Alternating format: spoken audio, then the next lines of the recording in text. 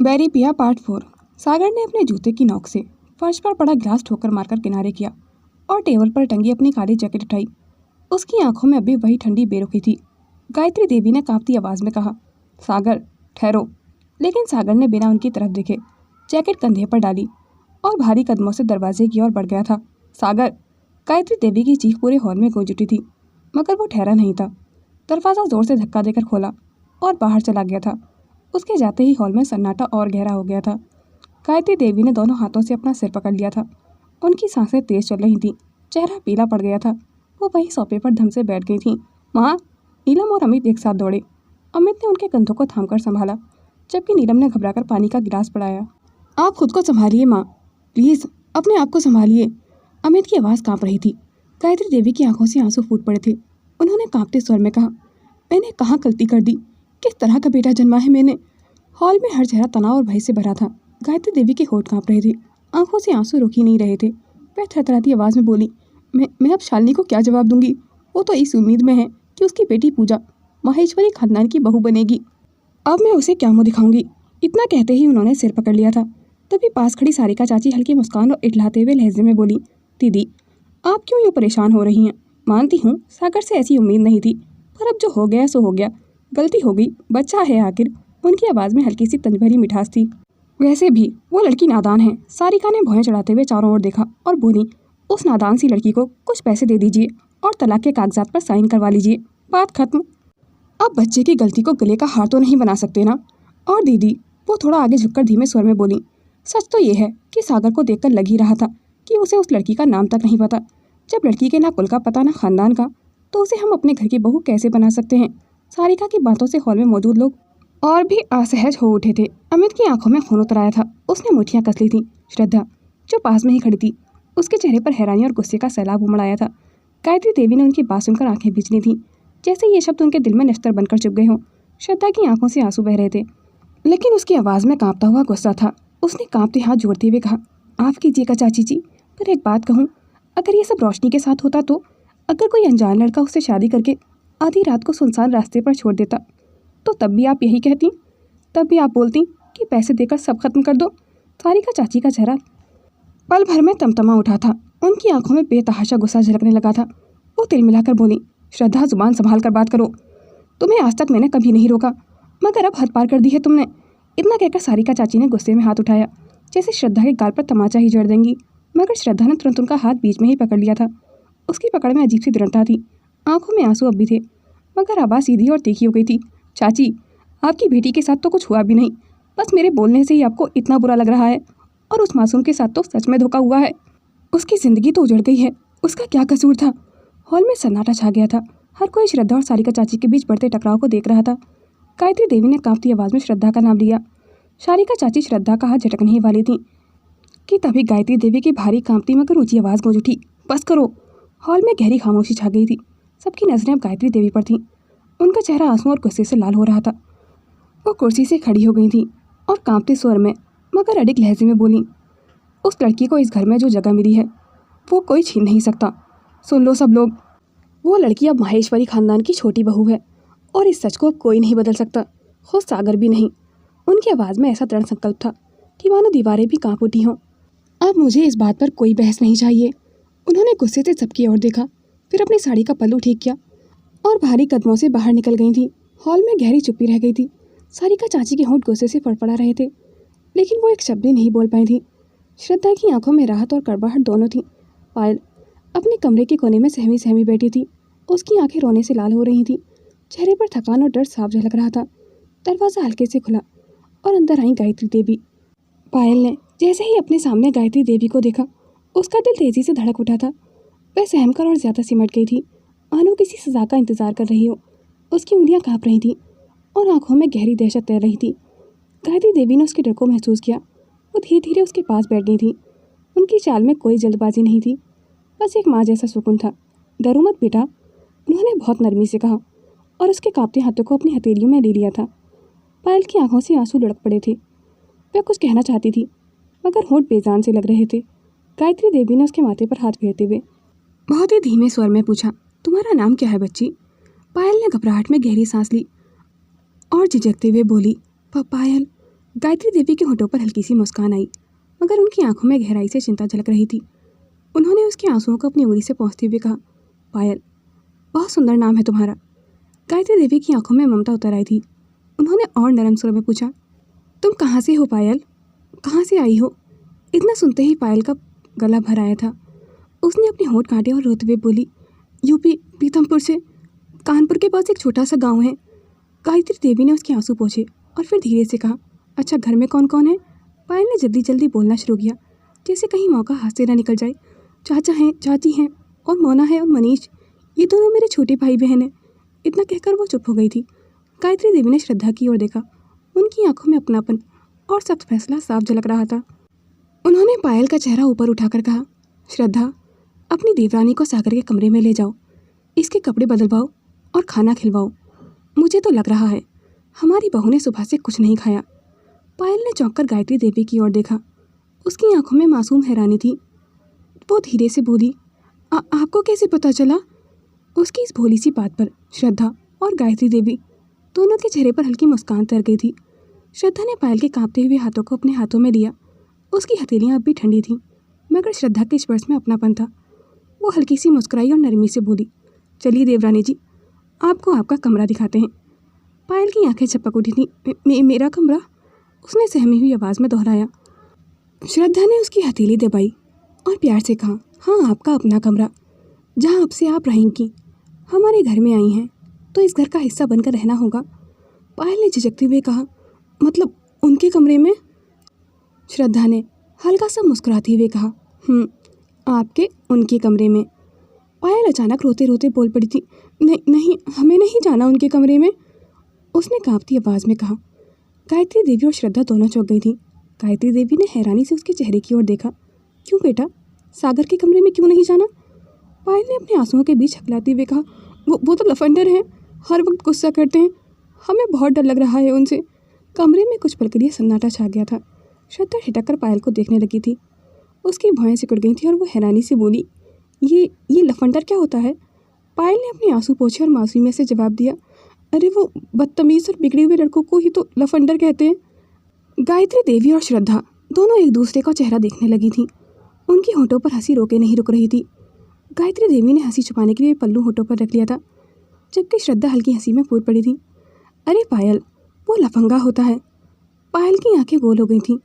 उसने मासूमियत से सिर हिलाया और कहा, ओ अच्छा, हाँ, तो वही, हमारे यूपी में तो लफंडर ही कहते हैं ऐसे बिगड़े हुए लड़कों को।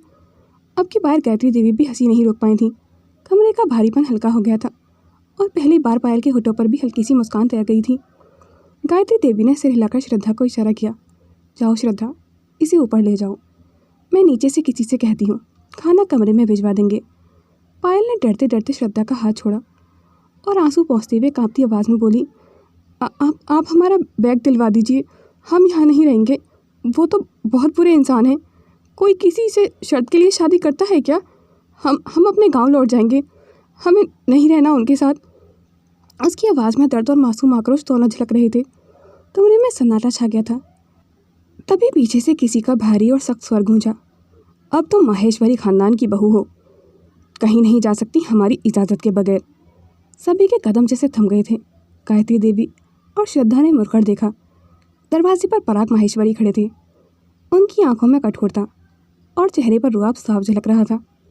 पराग जी ने बिना किसी भावुकता के श्रद्धा की ओर देखा और ठंडी आवाज़ में कहा, श्रद्धा, इसे सागर के कमरे में पहुंचाओ। पायल का चेहरा और भी डर से सफ़ेद पड़ गया था। उसके होंठ कांप उठे थे। नहीं, हम वहाँ नहीं जाएंगे, मगर उसकी धीमी आवाज़ पर किसी ने ध्यान नहीं दिया था। गायत्री देवी ने धीमे स्वर में कहा, आप आगे? पराग जी ने सिर हिलाया और गहरी सांस भरते हुए बोले, कल मेंशन में पार्टी है, मंत्री जी खास तौर पर छोटी बहू से मिलना चाहते हैं। ये सुनकर कमरे में सबके चेहरे हैरानी में बदल गए थे। श्रद्धा ने पायल की ओर देखा, जो और ज़्यादा सहमी हुई खड़ी थी। पराग जी ने श्रद्धा की ओर देखते हुए आदेश भरे स्वर में कहा, बेटा, इसे ऊपर लेकर जाओ। फिर उन्होंने गायत्री देवी की ओर रुख किया और दृढ़ नज़रों से बोले, आप हमारे साथ आइए। गायत्री देवी के चेहरे पर चिंता की लकीरें गहरी हो गई थीं, पर उन्होंने बिना कुछ कहे सिर झुका लिया था। पायल आंसुओं से भरी आंखों से श्रद्धा को देख रही थी, मानो कह रही हो कि आप मुझे वहाँ मत ले जाइए। श्रद्धा ने उसका हाथ कसकर थाम लिया था और धीरे धीरे उसी सीढ़ियों की ओर ले जाने लगी थी। गायत्री देवी जैसे ही अपने कमरे में पहुंची, उनके चेहरे पर गहरी चिंता और हैरानी साफ झलक रही थी। उन्होंने कमरे का दरवाज़ा बंद किया और सीधे पराग जी की ओर मुड़ते हुए कांपती आवाज़ में पूछा, ये सब आपको कैसे पता चला? छोटी बहू के बारे में किसने बताया आपको? पराग जी ने कुर्सी पर बैठते हुए गहरी सांस ली और बेहद ठंडे स्वर में बोले, तुम तो जानती हो ना, मैं आज पार्टी की मीटिंग में गया था। वहीं से मुझे सब पता चला। तुम्हारे बेटे ने कानपुर जाकर शादी की है, और वो भी किसी आलीशान होटल में नहीं, बल्कि सामूहिक विवाह सम्मेलन में। गायत्री देवी की आंखें चौड़ी हो गई थीं। उन्होंने अविश्वास से पराग जी की ओर देखा। क्या सागर ने कानपुर? पराग जी ने बात बीच में ही काट दी थी। हाँ, और वहीं हमारी पार्टी के चीफ भी मौजूद थे, जो सागर को अच्छी तरह से जानते थे। उन्होंने अपनी आंखों से ये शादी देखी है। उन्हें लगता है कि हमने सादगी से बेटे की शादी करके सबको उदाहरण दिया है, और इसी वजह से वे कल मुझे सम्मानित करना चाहते हैं। गायत्री देवी ने माथे पर हाथ रख लिया था और उनका दिल धक धक कर रहा था। हे ठाकुर जी, पराग जी ने कुर्सी पर पीछे टेकते हुए भारी स्वर में कहा, मंत्री जी ने साफ कहा है, वह कल छोटी बहू से मुलाकात करना चाहते हैं। आप सोचो, अगर हम उन्हें मना करेंगे तो इसका सीधा असर हमारे रिश्तों पर पड़ेगा। गायत्री देवी की आंखें फैल गई थीं। उन्होंने कांपते हाथों से कुर्सी की आर्मरेस्ट पकड़ी और धीमे स्वर में बोली, पराग, वो बच्ची तो अभी इस घर में ढली भी नहीं है। अभी तो उसकी हालत देखी थी ना आपने, वो कितना सागर से डर रही है, इतनी सहमी हुई है वो। अगर कल महफिल में कुछ गलत हो गया तो? पराग जी ने भौहें चढ़ाकर कठोरता से कहा, गलत का तो सवाल ही नहीं उठता। हमें मंत्री जी की हर बात माननी होगी, और वैसे भी छोटी बहू अब इस घर की इज्जत है। वो चाहे जो भी महसूस करे, उसे इस परिवार के लिए सब कुछ करना ही होगा। गायत्री देवी की आंखों में आंसू छलक उठे थे। वो कांपते स्वर में बोली, लेकिन पराग, क्या इज्जत की आड़ में हम उसकी मासूमियत, उसकी हालत को यूं ही कुर्बान कर देंगे? उसे कुछ वक्त तो दो। सागर कुछ भी समझने को तैयार नहीं है, और ऐसे में उस लड़की को सबके सामने छोटी बहू के रूप में पेश करना क्या सही होगा? आपको पता है, मैंने उसकी मासूम सी आंखों में डर देखा है। वो जैसे मुझसे मदद की गुहार कर रही थी। पराग जी ने उनकी ओर देखा और चेहरे पर जरा सी नरमी न लाते हुए ठंडे स्वर में बोले, तुम भावनाओं में बह रही हो गायत्री। राजनीति में जगह बनाने के लिए कुर्बानियाँ देनी पड़ती हैं। छोटी बहू को समझना होगा कि अब उसका जीवन सिर्फ उसका नहीं रहा, पूरा ख़ानदान उससे जुड़ा है, और उन दोनों की शादी चाहे जैसे हालात में हुई हो, अब वो सागर की पत्नी है और इस घर की छोटी बहू। कमरे में भारी सन्नाटा पसर गया था। घड़ी की टिक टिक की आवाज़ और ज़्यादा साफ सुनाई दे रही थी। गायत्री देवी ने आंसू पोंछे और दीवार की ओर देखते हुए मन में बुदबुदाई, हे ठाकुर जी, अब आप ही संभालिए, मैं तो किसी को भी नहीं समझा पा रही हूँ। उन्होंने झिझकते हुए कहा, पराग जी, लेकिन सोचिए तो। पराग जी का चेहरा सख्त था। सोचने का वक्त नहीं है गायत्री, अब हमारे पास यही रास्ता है कि इस लड़की को स्वीकार करें और दुनिया के सामने इसे माहेश्वरी ख़ानदान की छोटी बहू की तरह पेश करें, समझी? वरना पार्टी में हमारी इज्जत मिट्टी में मिल जाएगी। गायत्री देवी स्तब्ध खड़ी थी। उनके मन में हजारों सवाल थे कि अगर मंत्री जी ने छोटी बहू को ना देखा होता तो क्या फिर भी पराग जी उसे अपनाते? लेकिन वो चुप होकर रह गई थीं। उनकी आंखों में एक माँ की पीड़ा थी, बेटे की मनमानी और बहू की मासूमियत के बीच झूलती हुई। रात का सन्नाटा गहरा चुका था। हवेली के हर कोने में अंधेरा पसरा हुआ था। बस घड़ी की सुइयां टिक टिक करती हुई समय का बोझ बढ़ा रही थीं। करीब रात के 4 बजे का समय था। पायल अपने कमरे में चौकन्नी सी लेटी हुई थी। आंखें खुली थीं, पर उनमें नींद का नामो निशान भी नहीं था। पसीने की नन्ही बूंदें उसकी कनपटियों से बह रही थीं। वो हर आहट पर चौंक रही थी। दरवाजे की हल्की चरमराहट, खिड़की से आती हवा का झोंका, हर चीज़ उसे डराती थी कि कहीं सागर अचानक से कमरे में न आ जाए। उसका दिल ज़ोर ज़ोर से धड़क रहा था। उसने अपने गले पर हाथ रखा और गहरी सांस लेने की कोशिश की, पर डर का बोझ उसकी सांसों को रोक रहा था। पायल ने डरकर आंखें मूंद ली थीं। उसका मन बेतहाशा भाग रहा था। हे भगवान, मैं क्या करूं? चाचा जी और चाची जी को कैसे बताऊं कि मेरी शादी उनकी पसंद के लड़के से नहीं, किसी और से हो चुकी है? और अगर उन्हें ये सच पता चला तो क्या होगा मेरे साथ? उसकी आंखों से आंसू निकलकर तकिए को भिगोने लगे थे। पायल धीरे धीरे उठकर खिड़की के पास आई और बाहर देखा। आकाश अब भी अंधेरे में डूबा हुआ था, पर कहीं से पक्षियों की हल्की सी चहचहाहट शुरू हो चुकी थी। उसने खुद से बुदबुदाया, वो खिड़की से टिककर बैठ गई थी।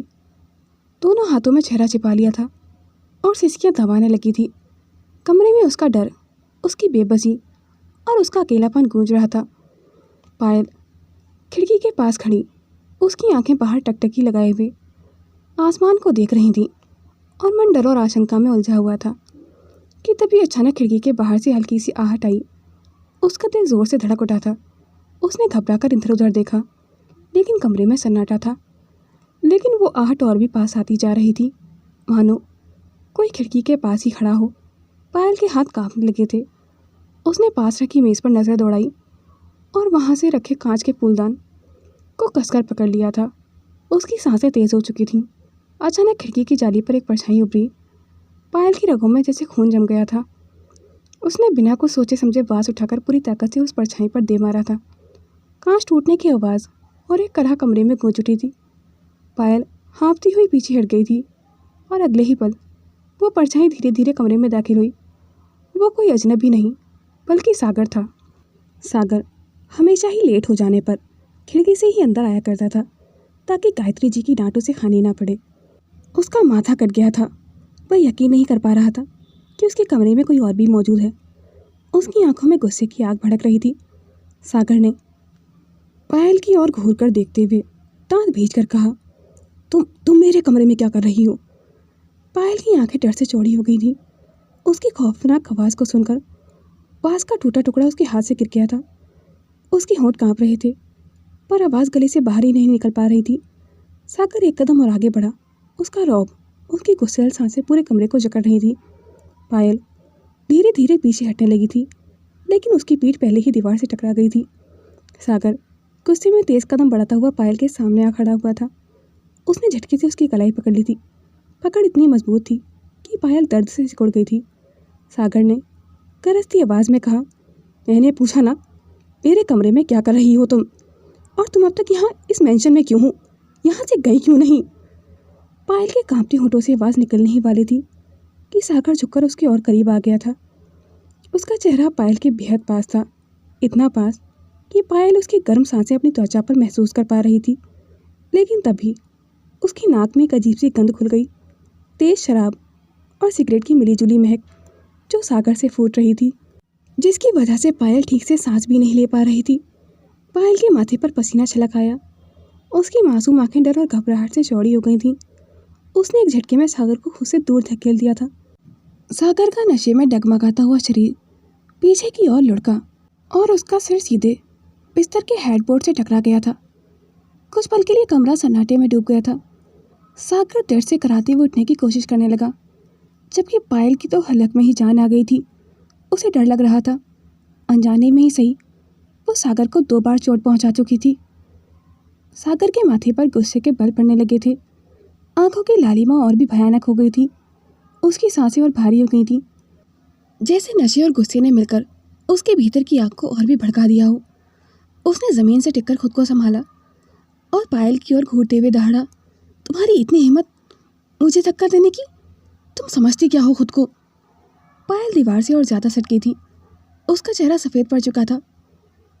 उसकी मासूम घबराहट और कांपते हाथ बता रहे थे कि वो भागना चाहती थी, लेकिन दरवाज़ा बहुत दूर था और सागर का नशे में डूबा हुआ गुस्सा और नफरत पूरे कमरे को कैद खाने जैसा बना चुके थे। पायल ने झिझकते हुए कहा, वो जानबूझकर नहीं मारा था मैंने। वो तो आपने शराब पी रखी है और हमें उसकी स्मेल बिल्कुल भी पसंद नहीं है। सागर के नशे में डूबी लाल आंखें उसी पर टिकी हुई थीं। वह एक शिकारी की तरह उसके और पास आता गया था। पायल घबराकर जल्दी से उसे धक्का देते हुए पीछे हटकर बिस्तर पर चढ़ गई थी, मानो चूहा दीवार में घुसने की जगह ढूंढ रहा हो। सागर ने गरजते हुए उसका पीछा किया और वो भी बेड पर चढ़ गया था। कहाँ जाओगी मुझसे बचकर? तुमसे बदला तो मुझे लेना है। पायल एक और सरकने लगी थी, मगर उसी वक्त उसके पैर चादर में उलझ गए थे। सागर भी लड़खड़ा गया था और दोनों एक साथ बिस्तर पर जा गिरे थे। सागर सीधे पायल के ऊपर आ गिरा था। उसका भारी भरकम शरीर पायल को पूरी तरह दबा चुका था। पायल की सांसें अटक गई थीं। उसकी नाजुक कलाइयाँ बेबस होकर बिस्तर पर फैली रही थीं। वो घबराई हुई उसे हटाने की कोशिश करने लगी। हटिए, दूर हटिए हमसे। छी, आपने शराब पी रखी है, हमसे दूर रहिए। कभी उसके कंधे को धक्का दे रही थी तो कभी उसकी छाती पर हाथ रखकर उसे पीछे धकेलने की कोशिश कर रही थी, पर सागर की मस्कुलर बॉडी 1 इंच भी नहीं हिली थी। पल भर बाद उसे एहसास हुआ कि सागर तो बेहोश हो गया है। उसकी गर्म सांसें पायल की गर्दन से टकरा रही थीं और वो पूरी तरह डर से पसीने से भीग चुकी थी। बेबस होकर उसने झुंझलाते हुए आंखें घुमाई और बड़बड़ाई, हे गंगा मैया, हमारे भाग्य में यही लिखा था क्या? ये चिड़चिड़े जैसे इंसान जौं की तरह हमसे चिपक गए हैं और ऊपर से शरीर तो वनमानुष जैसा भारी, 1 इंच भी नहीं हिल रहे हमसे। उसकी मासूम झुंझलाहट और भी बढ़ गई थी। पायल धीरे धीरे अपने हाथों से उसे हटाने की कोशिश कर रही थी, लेकिन सागर की सांसें उसकी गर्दन से टकरा रही थी और उसकी धड़कन और तेज हो रही थी। बेचैन होकर उसने तकिए से उसे धकेलने की सोची, फिर पांव से धीरे धीरे सरकाने की कोशिश की, लेकिन जैसे ही उसने पैर हिलाया, सागर अचानक हल्की कराह बढ़ते हुए और पास आ गया था। पायल की आंखें गोल हो गई थीं। हे भगवान, ये तो उल्टा और कस के चिपक गया, अब तो गला ही दब जाएगा हमारा। उसका मासूम आक्रोश इतना मज़ेदार लग रहा था कि अगर कोई बाहर से देख लेता तो हंसी रोकना मुश्किल हो जाता। पायल ने हार मानकर आह भरी और खुद को समझाया, ठीक है पायल, डरने की कोई ज़रूरत नहीं है, बस अपनी नाक बंद कर लेना। जब तक उठते नहीं, हम बिस्तर के कोने पर ही टेढ़े मेढ़े ही सही सोने की कोशिश कर लेते हैं, वरना तो सारी रात इसी वनमानुष के नीचे दबे रहेंगे।